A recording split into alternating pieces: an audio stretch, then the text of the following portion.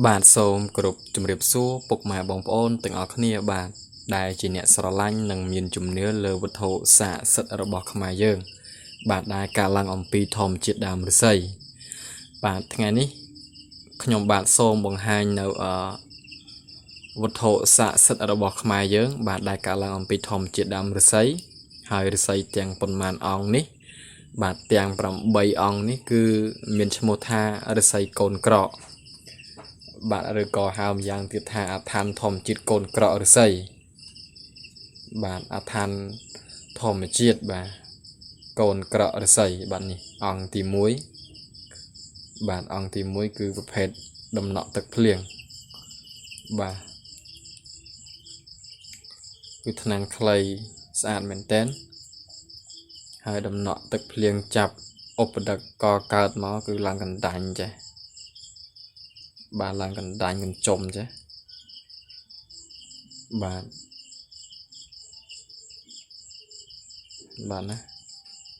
ខាងក្រោមខ្ញុំបាទបញ្ចុះនៅបញ្ញាក្អែកពិសេសបាទហើយខាងលើនៅ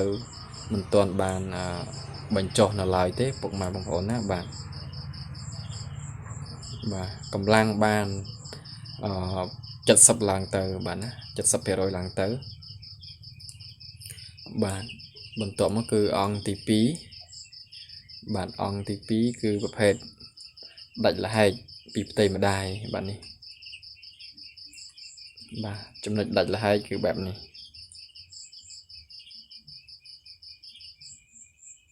បាទហើយថ្នាំងខ្លីគួរសមខាងក្រោមខ្ញុំបាទបញ្ចុះនៅបញ្ញាក្អែកពិសេសខាងលើក៏អញ្ចឹងដែរបាទ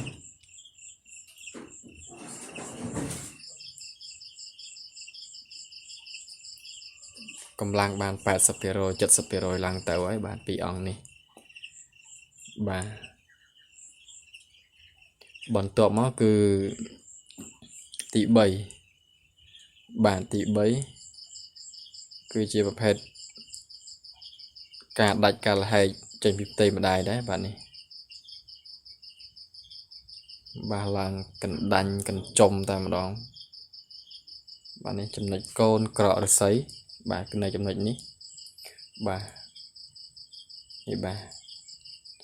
តួឫស្សីនេះគឺមកដល់ចំណុចនេះគឺប៉ោងផើមអញ្ចឹងហើយក៏មានកូនក្រកឫស្សីការដាច់ការលហែកចេញពីផ្ទៃម្ដាយមកគឺបែបនេះបាទណាបែបនេះបាទគឺរូបសន្តានលក្ខណៈគាត់រាងវែងទៅពេលហើយនៅមួយសាច់ឫស្សីមួយថ្នាំងនេះគឺរាងតូចណាពុកម៉ែបងប្អូនអញ្ចឹង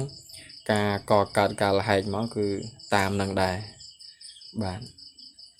ដោយសារតែសាច់ឫស្សីមួយថ្នាំងនេះគឺតូចអញ្ចឹងគាត់ប្រេះក៏លហែកចេញមកគឺបែបហ្នឹងតែម្ដងបាទហ្នឹងហើយគឺឫស្សីកូនក្រកមួយអង្គនេះខ្ញុំបាទធ្លាប់បង្ហាញចែកជូនពុកម៉ែបងប្អូនទស្សនាកម្សាន្តម្ដងរួចមកហើយ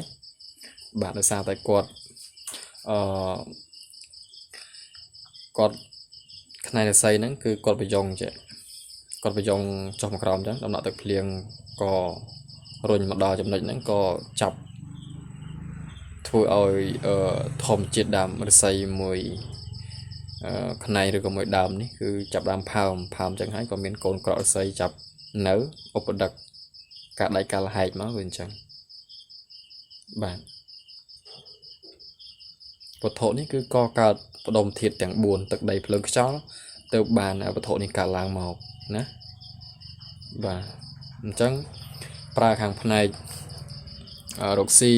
ផ្នែកការពារគឺពិសេសតែម្ដងបើនិយាយឲ្យខ្លីគឺខាងរកស៊ីមិនថាខាងចំនួនជួញដូរឬក៏ខាងរកស៊ីលក់ដូរបាទគឺត្រូវមួយកំ pl េ S តែម្ដងណាពុកម៉ែបងប្អូនវត្ថុកកើតបាទមានវត្ថុផ្ដុំធាតុទាំង4ដូចជាទឹកដីភ្លើងខ្យល់រួមគ្នានេះទៅវត្ថុនេះកកើតមកតំណាងឲ្យរកស៊ីលូតលាស់ដុះកកើតចឹងទៅណាម្ដងតិចបាទលាភសក្ការៈ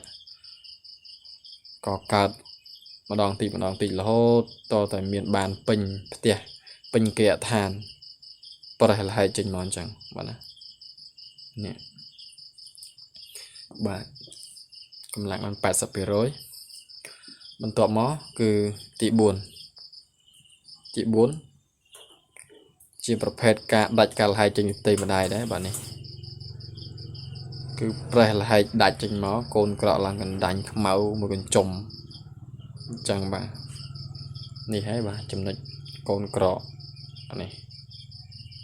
បាទនេះហើយពុកម៉ែបងប្អូនទស្សនាចំណុចនេះគឺប៉ោងផើមបាទដល់ពេលចំណុចនេះគឺដាច់លហែកមកកូនក្រក់ប្រេះចេញមកតែម្ដងចេញមកប៉ុមចឹងទៅណាបាទពុកម៉ែបងប្អូនខាងក្រោមខ្ញុំបញ្ចុះបញ្ញត្តិឯកពិសេសខាងលើក៏ដូចគ្នាដែរបាទសម្រាប់ធ្វើបន្តោងឬក៏ដាក់តាមខ្លួនបានបាទបន្ទាប់មកគឺទី5បាទទី5បាទនេះខ្ញុំគិតថាទុកគ្រប់ថាសារបន្តខ្លួនចឹងណាពុកម៉ែបងប្អូនតែឆ្លៀតយកមកបង្ហាញចែកជូនពុកម៉ែបងប្អូនទស្សនាកំសាន្តបាទក្រែងមានពុកម៉ែបងប្អូនគាត់មានបដិស័យគាត់ស្រឡាញ់ក៏រកពុំបានគាត់ពុំចេះរកអញ្ចឹងទៅណាបាទអាចជឿជាក់លើខ្ញុំទុកចិត្តលើខ្ញុំបានបាទក៏ចែកយកពីខ្ញុំទៅគ្រប់ថាសារឬក៏ប្រើចោះណាបាទពុកម៉ែបងប្អូនបាទខ្ញុំនឹងចម្រាញ់យកកម្លាំង 70% ឡើងទៅ 60% ឡើងទៅជូនពុកម៉ែបងប្អូនតែម្ដងហើយខ្ញុំសូមបច្ច័យក៏សូមតាមនឹងដែរបាទណាបាទកម្លាំងខ្លាំងក៏សូមតាមនឹងខ្សោយក៏សូមតាមនឹងតែខ្ញុំចម្រាញ់យកតែ60ឡើងទៅទេបាទភាគច្រើនគឺ70 80ឡើងទៅហើយបាទនេះជាភេទដំណក់ទឹកភ្លៀងបាទនេះដំណក់ទឹកភ្លៀងពាក់កណ្ដាលការដាច់កាល់ហែកពីផ្ទៃម្ដាយពាក់កណ្ដាលបាទនេះចំណុចនេះគឺរលោះបាទមានមើលខាងនេះទៅប្រហោងវាមើលខាងនេះទៅស្មើរៀងកទួលកណ្ដាញ់ឧបដឹកមកក៏កើតមកបន្តិចដែរអញ្ចឹងដំណក់ទឹកភ្លៀងពាក់កណ្ដាលការកើតដាច់លហែកពីផ្ទៃម្ដាយពាក់កណ្ដាលហើយខ្ញុំបានរៀនក្រងរៀនឆ្នៃធ្វើបន្តោងណាពុកម៉ែបងប្អូនតុបតែងបាទចម្លងយកពីរៀមច្បងបាទបន្តិចបន្តួចខ្ញុំអត់ជំនាញណាបាទពុកម៉ែបងប្អូនបានប៉ុណ្ណឹងខ្ញុំគិតថាស្អាតហើយសម្រាប់ខ្ញុំបាទអត់សូវមានពេលវេលារៀនផងទេបាទណាបាទ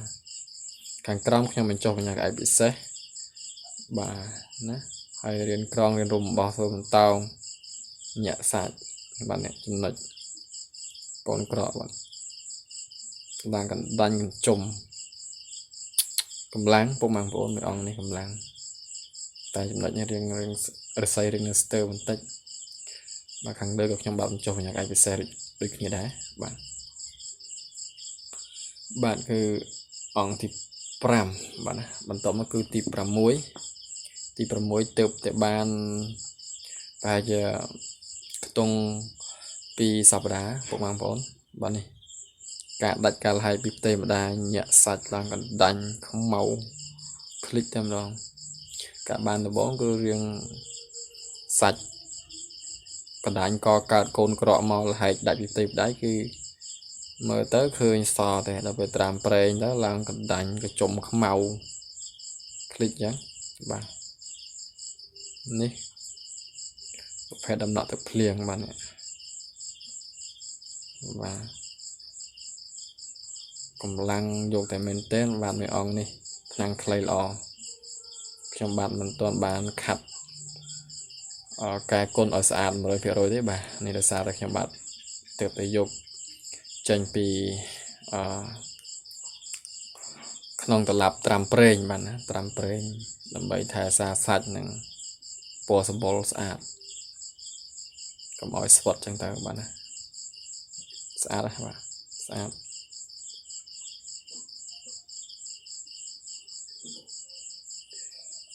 បាទបន្ទាប់មកគឺអង្គទី6បាទសូមអធិស្ឋានអង្គទី7បាទនេះអង្គទី7ការដាច់ការលះចេញពីផ្ទៃម្ដាយគឺកាចតែម្ដងពុកម៉ែបងប្អូនវាចង់អស់មួយចំហៀងហ្នឹងបាទនេះចំណុចនេះគឺកូនក្រករស័យឧបដកកក្រាតបាទនេះចឹងបាទខាងក្រោយមើលទៅអញ្ចេះពុកម៉ែបងប្អូនទស្សនាអញ្ចេះគឺផើមខាងនេះលះដាច់មកកូនក្រកមានកូនក្រករស័យបើសិនជាអត់មានឃើញប្រហោងថ្លុងតែម្ដងហើយរលោងតែបើមានកូនក្រកគឺមានច្រើនសន្តានលក្ខណៈដូចជាការកកើតមកទើបតែកើតបាន10 20 30% ចឹងទៅបាទខ្លះទៀតក៏ពេញកម្លាំងខ្លះទៀតក៏បានត្រឹម70 80យកឡើងទៅអញ្ចឹងបាទណានេះញាក់សាច់បាទខាងក្រោមខ្ញុំបញ្ចុះបញ្ញាក្អែកពិសេសបាទខាងលើក៏អញ្ចឹងដែរបាទដើម្បីងាយស្រួលធ្វើបន្តោងសម្រាប់ពាក់គ្រប់ថាសាឬក៏ប្រើបានកូនក្រករស័យគឺខ្ញុំបានធ្លាប់បកស្រាយពី3ឃ្លីបមកហើយបាទគឺស្រឡាញ់ម្ចាស់ស្រឡាញ់ឪពុកស្រឡាញ់ម្ដាយគឺយកអាសាគឺជួយឲ្យឪពុកម្ដាយរកទទួលទានមានបានកើតកាលវាគុំទៅចិត្តជុំសុខចម្រើនតែម្ដង